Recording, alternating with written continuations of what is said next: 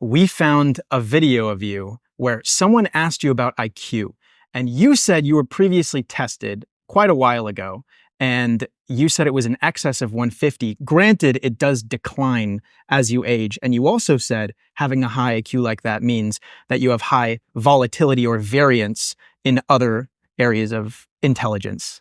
As intelligence increases, the variability in intelligence increases. So psychometrically, there's sort of one way to be not very bright and a variety of ways to be very bright.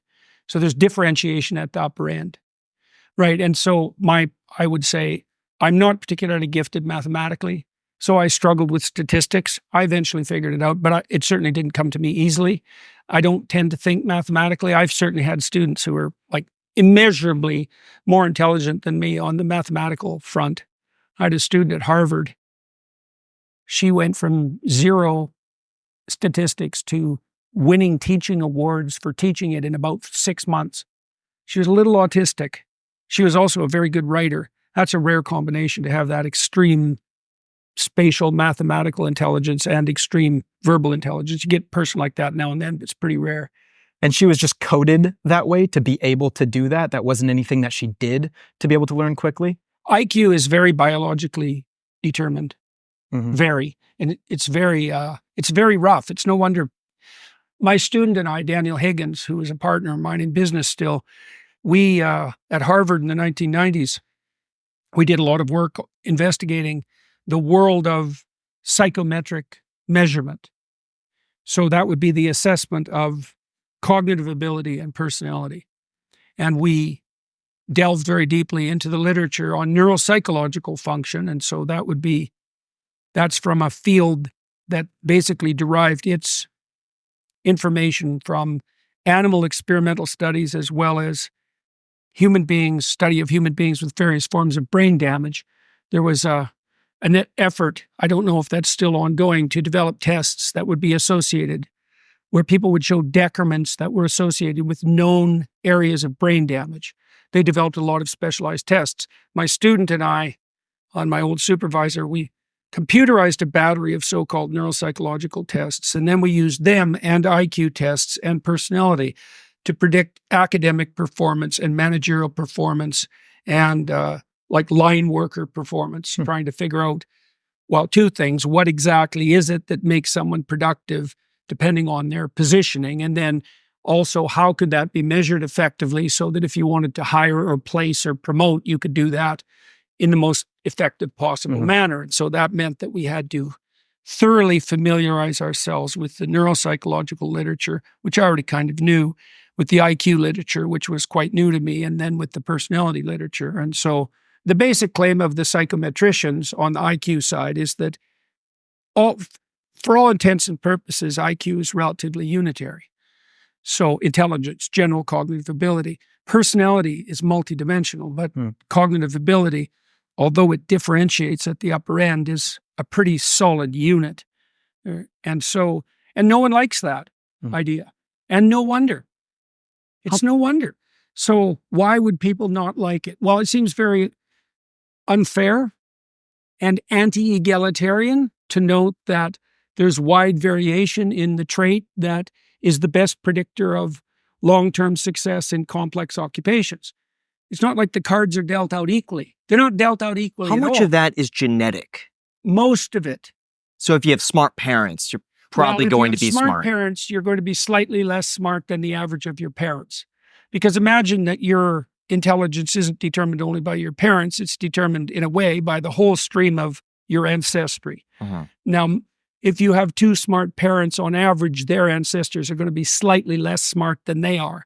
So you get the best way to predict your IQ, if we didn't know anything else, would be to take the IQ of your mother and father and average them and then reduce it somewhat, because that's called regression towards the mean. So there's a tendency for biological forms to default back to their standard configuration. Or increase it if the average was lower than... Yeah, that's right. So if you had 2 parents who were impaired in their cognitive ability or far below average, on average, you'd be smarter than they were. Would that then suggest that with enough time, we're all going to be about even? If everyone's kind of... The average is IQ. The average is 100. So hasn't it been going up over time, though? There's debate about that.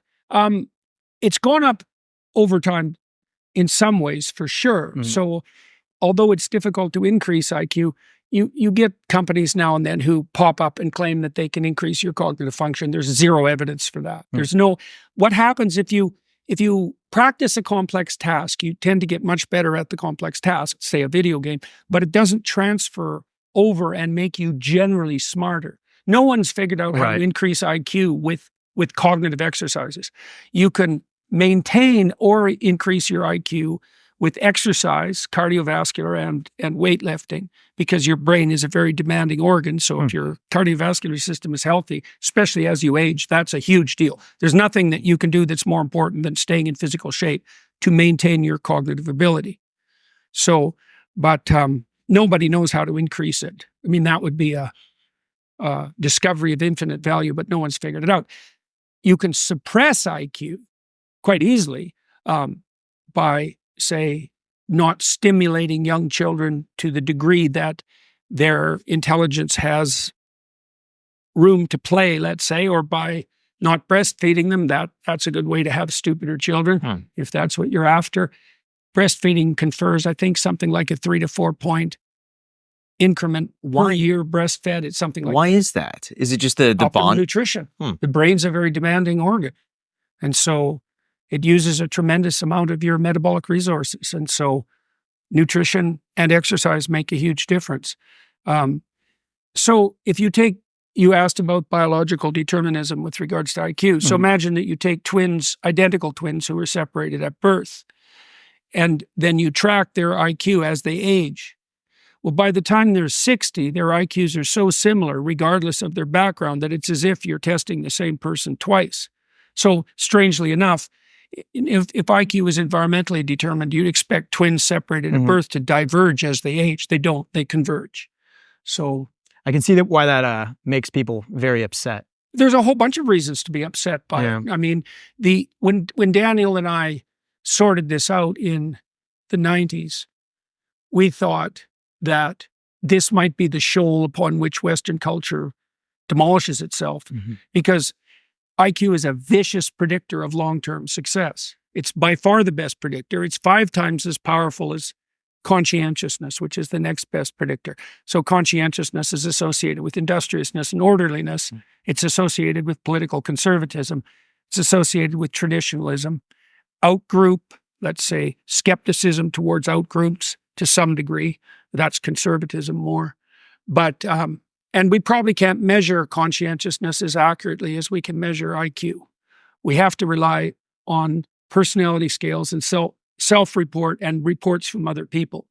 That's the best we've been able to manage. And no one has been able to come up with a practical test of conscientiousness. Like, I've probably tried 50 things in my lab, bringing conscientious people into the lab, giving them different sorts of tests, seeing if we could figure out what activity conscientious people would do better in the lab, so we could use that as a measure. We could never do it. So we did things like, for example, imagine you have rows of N's, M's, U's, which are visually quite difficult to distinguish. Imagine a variety of rows of those, and then your job is to go through and circle all the N's. You'd think perhaps that would be associated with something like diligence or industriousness, conscientiousness, but it's just another IQ test. It's very, very hard to find a cognitive test that isn't just IQ. And IQ is very easy to measure. This is another thing that makes it troublesome, let's say, apart from the fact of unbelievable variation between people. Like, people with extreme IQs are so much more productive than people with on the lower end of the scale, that they're not in the same universe in a sense. And they're certainly in the same moral universe, and they have the same value intrinsically. And IQ is not associated with morality, let's say. Just because you're smarter doesn't mean you're a better person. And in fact, I think there's a temptation that comes along with intelligence that's Luciferian, and that's been warned about in mythologies forever. Bitter intellect, the person who has been gifted by God, so to speak, with a great intellect, who believes that the world should bow at their feet in consequence, or presumes that their rational, what would you say, their cogitations produce systems of value that should be imposed upon the world. That's the Luciferian temptation. But there's a massive difference between people at the upper end of the cognitive distribution and people at the lower end. And And so, and it's easy to measure. It's very robust. So, for example, imagine you had a library of 10,000 questions. Questions about anything. They require abstract cognition to solve. That's the only criteria. Multiple choice questions, vocabulary questions, general knowledge questions, mathematical questions, spatial rotation questions, anything that requires abstract cognition.